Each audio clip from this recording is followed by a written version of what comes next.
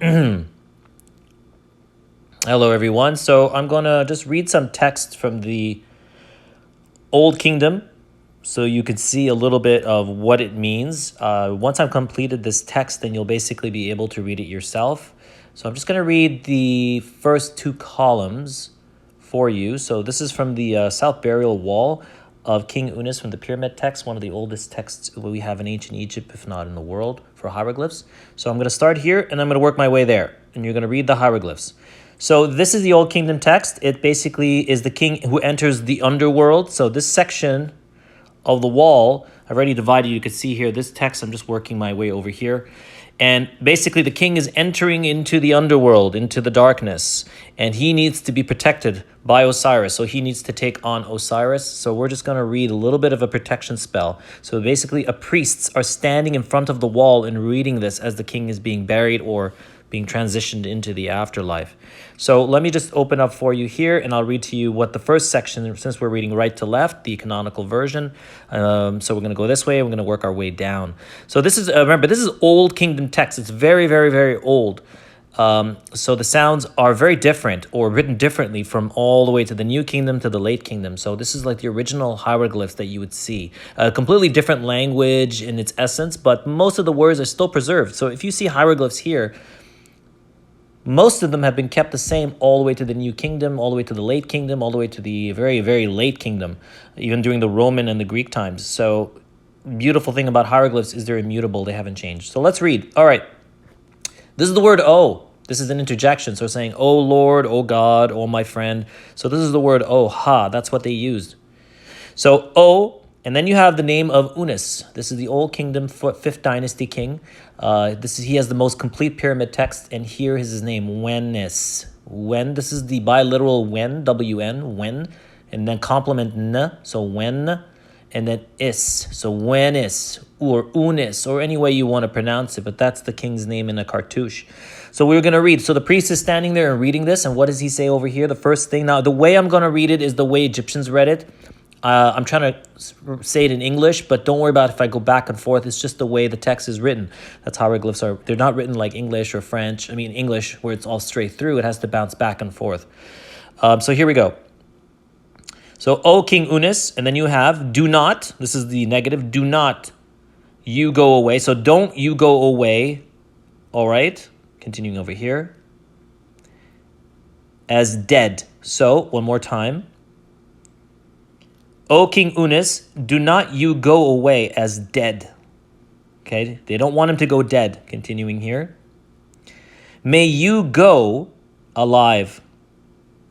May you sit upon, right? Sit upon. Now you can see it's damaged because it's Old Kingdom, so a lot of damage has happened. But we can know what it says because the other kings of the Old Kingdom did the same thing, so we know what they're writing. Do not, so again, may you go or proceed. All right, may you go to the living. So may you not die, but may you proceed alive. And then basically continues, may you sit upon your throne of Osiris. So you see the name of Osiris. This is Old Kingdom. The Osiris name has been the same for 3,000 years. It hasn't changed. It stayed the same. You have another variation of it. I don't know if I can draw it, but it's the same thing. You have the eye, but basically a seat. But this hasn't changed in over 3,000 years. That's how immutable the language of hieroglyphs stayed the same. They never changed it. So, sorry, I speak French, but I'm not going to mix it up. It confuses people, so let's just keep sticking with it. So let's continue on. Old Kingdom text from the burial of King Unas. Let's go back up here again. Let's do this one more time. O King Unas, do not, this is negative, not you go as dead. So they want him alive. So you don't want to keep the word alive. You say the word now alive. May you go as alive or as a living person. Continuing. May you sit upon the throne of Osiris. Continuing. May your scepter be in your hand. So scepter of power. May your scepter be in your hand. So may he still continue to lead as a pharaoh. Continuing.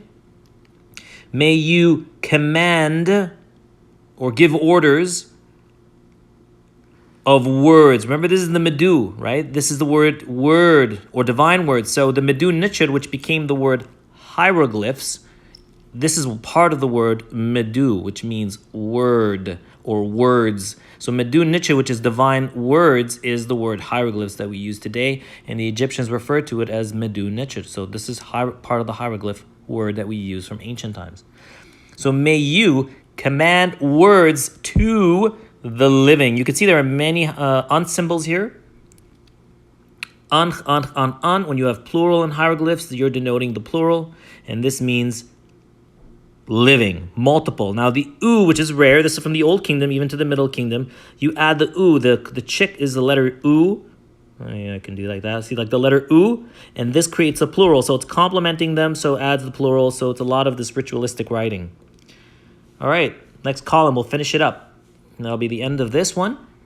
Let me expand over here. Now we're on the second column that says,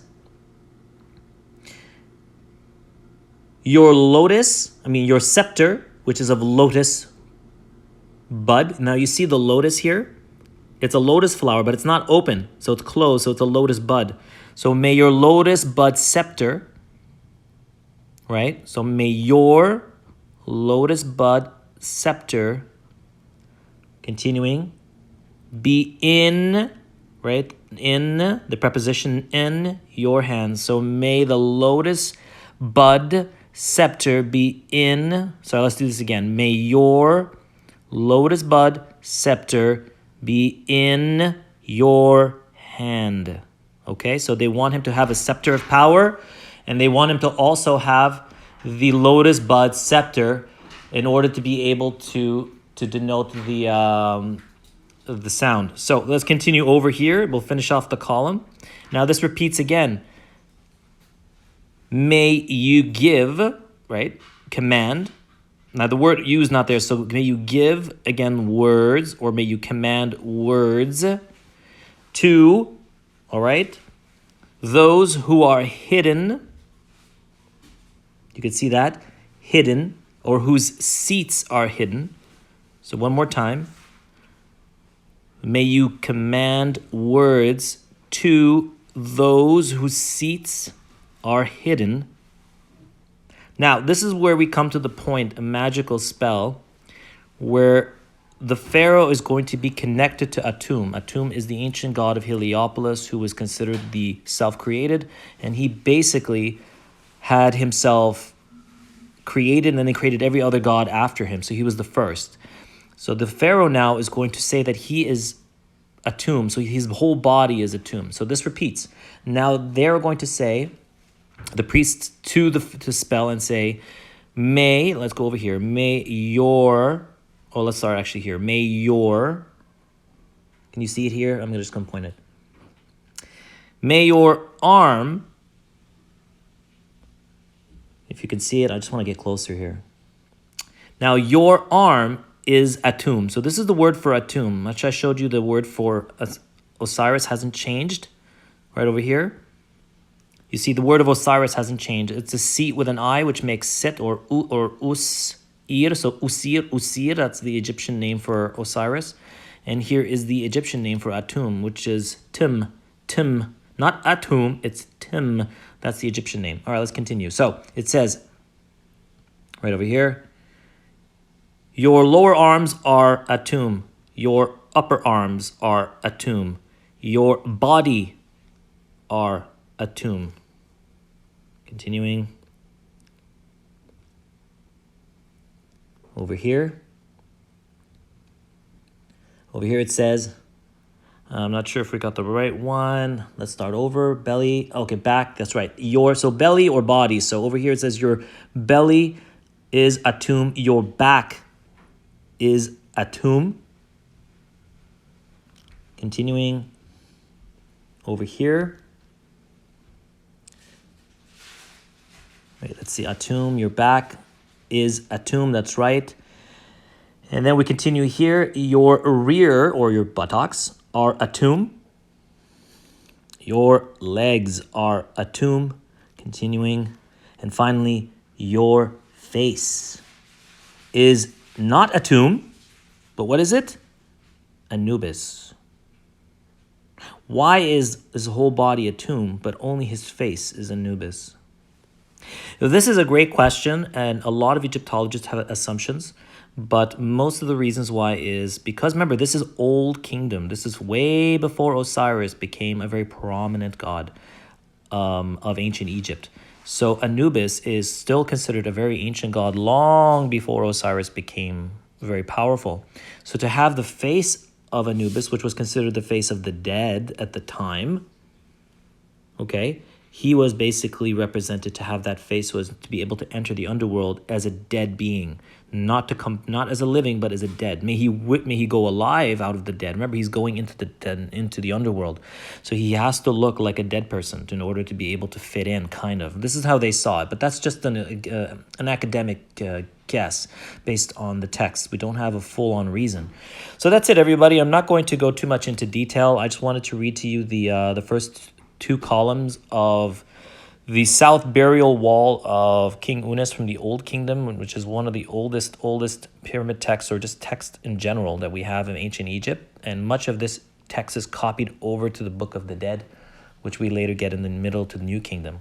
So that's it, everybody. Thanks again for watching this video. This is what I'm working on, and I want to finish it up as much as I can. And then I can share all this information with you. And you can eventually you'll get these images where I'll show you how you can read each word. I don't know if you can see it. You can read each word separate. So yourself, and hopefully you eventually want to learn and read it so you know what each word means, like the word O, his, so on and so forth, Unas, and continues on to father, and so on and so forth. So you know what each word means, without having to kind of get confused. Because if you see it like this, it's a little easier to see where the words are. But if you see it like this, and you're like, well, this is very complicated. You don't know where to start, where it ends, where the first phrase goes.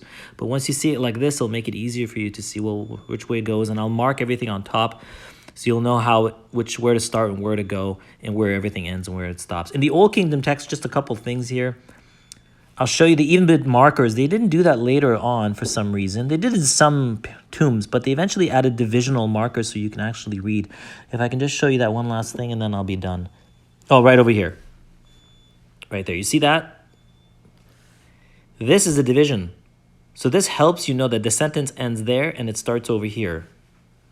Right? So this is basically the word Atum within Atum, and then you divide. Basically, this says this ends here. And then we're going to go to words spoken by Ra and Atum. So it starts a new sentence. So that's how you do it.